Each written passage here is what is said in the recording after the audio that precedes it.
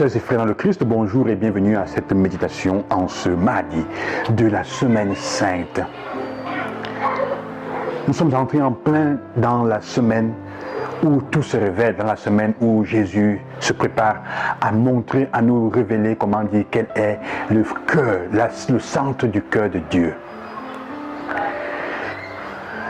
Là où il y a les actes d'amour les plus purs, là où il y a les actes d'amour les plus grands, les manifestations d'amour les plus excellentes, la trahison est toujours à côté. La trahison ne peut pas manquer. Parce que vous voyez, frères et sœurs, les actes d'amour les plus purs et les plus gratuits mettent à nu la mesquinerie, l'hypocrisie et la non-pureté du cœur de ceux qui sont à côté. Parce que ça met ceux qui à côté ne peuvent pas aimer en danger, ils se sentent en danger, ils se sentent, comment dire, mis en question. Ils sentent qu'il y a une confrontation là, c'est un peu comme quand tu es en face de la lumière. Si tu n'aimes pas la lumière, tu vas fermer les yeux ou tu vas rentrer dans l'obscurité ou tu vas chercher à détruire toutes les lumières qui sont autour de toi.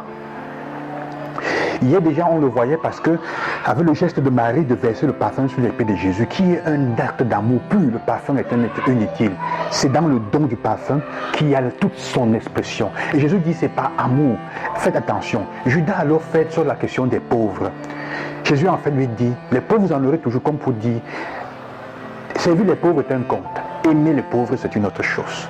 On ne peut aimer les pauvres à côté qu'en apprenant à aimer Jésus. Et c'est ça qui révèle le cœur de Judas.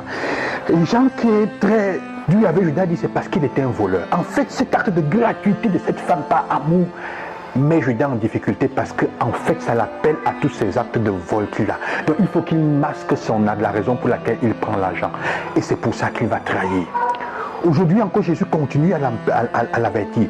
On peut se poser la question comment Jésus dit quelqu'un va me trahir et il sait qui c'est. Et celui-ci n'arrête pas de le trahir, il continue à le trahir. C'est parce que on verra aussi que Jésus dit, le texte nous dit, Jésus prend la première bouchée quand on dit qui est-ce il demande au Seigneur qui ce sera. Hein?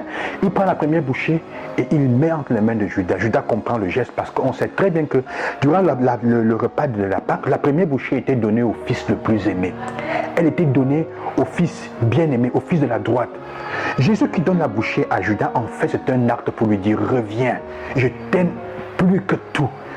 Comme pour lui, il est le premier-né, il donne la place du premier-né. Tu es important pour moi. Mais vous voyez, c'est ça, c'est cet acte d'amour. Et on nous dit tout de suite que après avoir mangé, le diable entra en lui.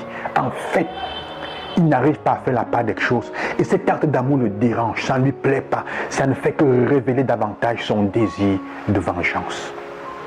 Et il sort, et Jean dira, il était dans l'obscurité. Là où l'amour n'est pas accepté, on est plongé dans une obscurité totale. Et quand on prend la voie de l'obscurité, on ne fait que s'enfoncer de plus en plus. Regardez un peu autour de vous, ceux qui ne savent pas aimer ou ceux qui aiment mal. Les fois où nous refusons l'amour qui nous est donné, où nous refusons les offres de pardon, où nous refusons le pardon et d'accueillir ceux qui nous sont peut-être trompés avec nous.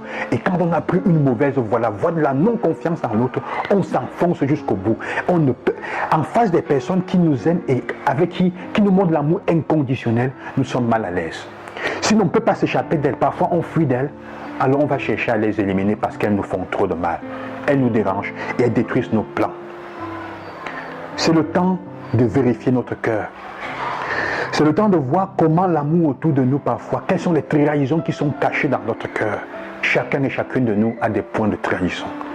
Et l'amour inconditionnel que Dieu, si nous acceptions l'amour inconditionnel que Dieu a pour nous et comment les autres nous aiment, on verrait alors se manifester tous les risques de trahison que nous avons. Ou tu te convertis à l'amour, ou alors tu cherches à les tuer et à l'éviter. Parfois nous cherchons à le tuer. Cette semaine, parfois nous ferons tout pour ne pas contenir, pour ne pas comprendre toute l'ampleur de ce que Jésus est en train de vivre avec nous. C'est une autre façon de le tuer. Chacun va faire ses choses comme d'habitude, sans prendre la peine de se plonger dans le temps pascal, dans ce temps de carême, dans ce temps de la semaine sainte, pour méditer les textes de la parole qui nous amènent à comprendre la vérité de ce qu'elle veut dire aimer.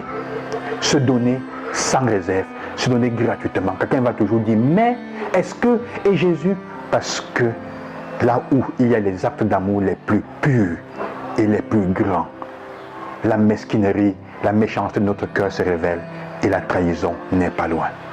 Judas est mon frère. Et Judas est là pour nous demander de faire attention à ne pas prendre la bouchée, première bouchée, qui nous dit je t'aime plus que tout et à entrer dans l'obscurité.